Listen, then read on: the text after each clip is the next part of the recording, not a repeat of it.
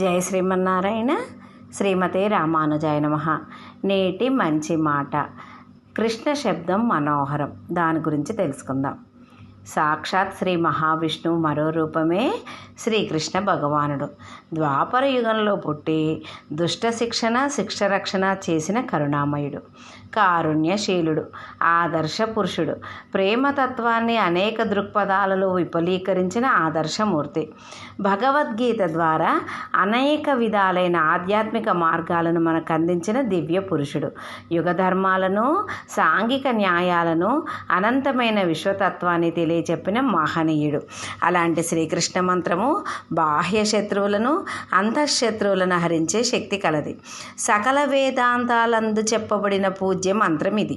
సమస్త సంసార చింతనలను, సర్వైశ్వర్యాలను ఇచ్చే దివ్య మంత్రం ఇది.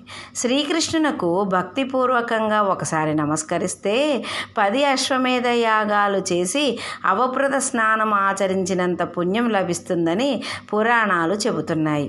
శ్రీకృష్ణుణ్ణి త్రికరణ శుద్ధిగా భక్తి శ్రద్ధలతో నమస్కరించిన మాత్రానే జన్మ రాహిత్యం కలుగుతుంది. కృష్ అనగా సత్తు, నా అనగా ఆనందం అని అర్థం. అంటే సదానందము లేక సచ్చిదానందము అని అర్థం. కలియుగాన కృష్ణ కృష్ణ అనే మంత్రాన్ని ఎవరు అహోరాత్రులు స్మరిస్తారో అలాంటి వారు సాక్షాత్ శ్రీకృష్ణ రూపాన్ని పొందుతారని పురాణోక్తి. ఓంకారం మొదలు వేదాల వరకు కృష్ణ అనే 2 అక్షరాలు సమస్త విజ్ఞానాలను హరించి మనోభీష్టాలను నెరవేరుస్తున్నాయి. అలాంటి శ్రీ మహావిష్ణు స్వరూపమైన శ్రీకృష్ణ భగవానుడు కారణ జన్ముడు. మధురలో పుట్టి గోకులంలో పెరిగి నంద యశోద ప్రేమకు పాత్రుడైన వాడు. గోపీ మానస చోరుడు, అర్జున రథసారథి అయిన శ్రీకృష్ణ భగవానుడి ఆవిర్భావమే దుష్ట శిక్షణ, కంసుని దురాగతాలను అంతమొందించడానికి, నిరాశ్రయులైన దీనులను ఉద్ధరించడానికి అవతరించినవాడు. గోకులంలో పెరిగాడు కాబట్టి గోపాలకృష్ణుడు అయ్యాడు. యమునా నది తీరంలో కాళీయమర్దనం చేసిన మహనీయుడు ఆయన. బాల్యంలోనే తన నోటిలో అండపిండ బ్రహ్మాండాలను చూపించిన దైవము. సాక్షాత్ శ్రీహరి అంశ అయిన కృష్ణునికి లెక్కలేనన్ని పేర్లు. ఆ స్వామి ఏ పేరు పెట్టి పిలిచినా పలుకుతాడు. ఏమిచ్చి అర్చించినా ఆదుకొని అక్కున చేర్చుకుంటాడు. రామ శబ్దానికి కృష్ణ శబ్దానికి భేదము లేదు. ఈ 2 అవతారాలు సాక్షాత్ శ్రీహరి అవతారాలే కావడం వల్ల ఆ స్వాముల నామస్మరణ సాక్షాత్ శ్రీహరి నామస్మరణంగా భావిస్తారు. అందుకే హరే రామ హరే రామ హరే కృష్ణ అంటారు. నిష్కలమైన మనస్సుతో కృష్ణుని పూజిస్తే ఆ స్వామి కరుణించి కటాక్షిస్తాడు. కుచేలుడు, సుధాముడు లాంటి ఎందరో భక్తులు ఆదరించి అక్కున చేర్చుకొని ముక్తిని కలిగించిన అపురూపమైన దైవము శ్రీకృష్ణ భగవానుడు. కృష్ణనామస్మరణమే పరమావధిగా ఎవరు స్మరిస్తారో వారి మనసుల్లో శ్రీకృష్ణ భగవానుడు కొలువై ఉంటాడు. అనేక మంది యోగులు, సిద్ధులు యోగాభ్యాస సమయాన శ్రీకృష్ణుణ్ణి సహస్రారమందు ధ్యానిస్తూ ప్రాణాయామం నిలిపి మోక్షాన్ని పొందారు.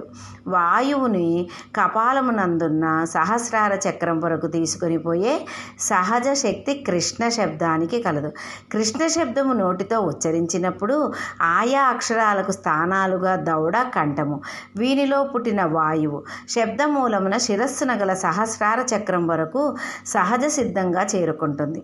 అప్పుడు వాయువును అంటే చలించే స్వభావం కల మనస్సును యోగ ప్రక్రియచే వాయువుతో లయమునర్చి సహస్రారమునకు తీసుకుని పోయి నిలపవచ్చు. ఇలాంటి సిద్ధ ప్రక్రియ మహాత్ములైన యోగులకు మాత్రమే సాధ్యపడుతుంది. ఈ విషయం సూక్ష్మాతి సూక్ష్మంగా మహాభారతంలో శ్రీకృష్ణ నామ తత్వార్థ ప్రభావంగా చెప్పడం జరిగింది.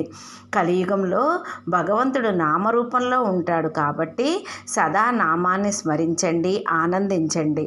హరే కృష్ణ కృష్ణ కృష్ణ హరే హరే, హరే రామ రామ రామ హరే హరే, హరే కృష్ణ కృష్ణ కృష్ణ హరే హరే, హరే రామ రామ రామ హరే హరే. ఇంతటి మహిమాన్వితమైన ఈ మంత్రాన్ని జపిస్తే సమస్త దోషాలు సమూలంగా మటుమాయమై మానసిక ప్రశాంతత లభిస్తుంది. మరి స్వామిని సేవిద్దాము, నామం జపిద్దాము, మోక్షాన్ని పొందుదాము.